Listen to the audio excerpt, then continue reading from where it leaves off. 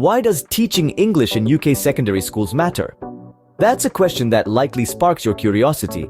It might even make you pause to consider the importance of something that is often taken for granted. Many people might hastily dismiss this question, brushing it aside as insignificant or irrelevant. However, I encourage you not to overlook it. Do you ever consider the power of language? It's more than just a tool for communication. It's a vehicle of thought and understanding. It's a bridge that allows us to reach across cultural and geographical divides, to share our ideas, our beliefs, our fears, and our dreams. English is not about learning a few grammatical rules, a handful of vocabulary words, or the correct way to structure a sentence. It is about the profound exploration of critical thinking. It encourages us to question, to probe, to challenge the status quo. It teaches us how to synthesize information, to draw connections between seemingly disparate ideas, and to articulate our thoughts with clarity and force.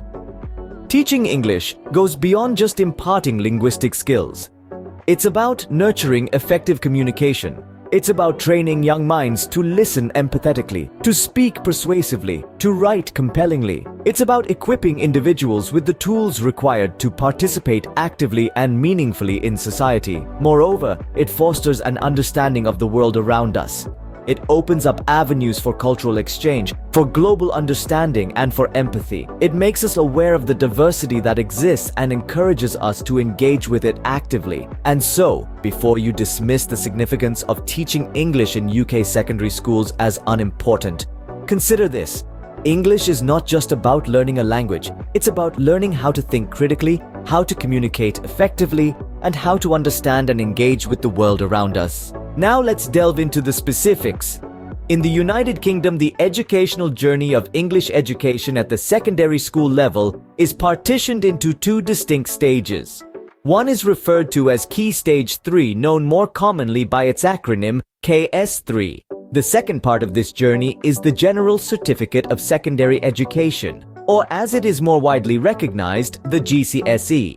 The structure of KS3 generally encompasses the initial 3 years of secondary education, specifically years 7 through to 9. During this phase, the curriculum is characterized by its diversity and variety. Students are exposed to an extensive range of literary works. This range spans from the great classic literature pieces that have stood the test of time to the thought-provoking contemporary works which mirror the ever-changing society we live. At this level, exploration is the key theme, with different literary genres from the rhythmic verses of poetry, the emotionally charged world of drama, to the intricate narratives engraved in prose. Learners don't only read these texts, they learn to assess, scrutinize, and dissect these works critically. The study extends beyond literature to the language it's written in, English. Learners examine how the English language evolves, how it varies across time, place, and context. Transitioning to the GCSE, the focus sharpens. The texts under study escalate in complexity, requiring a higher level of analysis. This stage of the curriculum integrates a blend of modern texts, soul-stirring poetry, literature hailing from the 19th century, and the timeless works of the legendary playwright Shakespeare. The GCSE stage is not just about understanding, it is about delving deeper. It fosters a profound comprehension of the English language and its literary heritage. It cultivates the ability to critically analyze, evaluate, and compare texts. It's all about fostering a deeper understanding of the English language and literature, and developing the skills to analyze, evaluate, and compare texts. But it's not just about the text studied or the topics covered. It's also about the ways in which the educational material is delivered to the students. The objective goes beyond mere information dissemination. It pushes for creating an environment where learning is interactive, exciting, and stimulating, fostering an affection for literature and language within students. This may novel and innovative strategies to teaching classic works such as those by Shakespeare, or even identifying and implementing different modes of instruction to cater to the diverse needs and learning styles of all learners. This includes not just considering the varied learning capabilities, but also the unique cultural, linguistic, and socioeconomic backgrounds of the students. Moreover, the structure of a lesson is a pivotal aspect of teaching English. A comprehensive, meticulously thought-out lesson plan ensures that the students are active participants in their learning journey.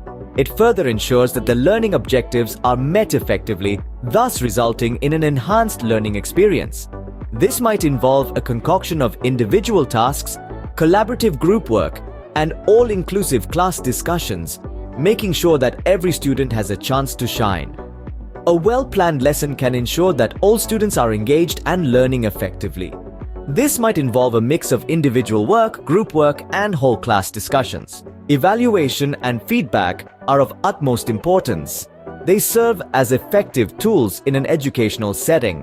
When teachers conduct regular assessments, they are able to closely monitor the academic progress of their students.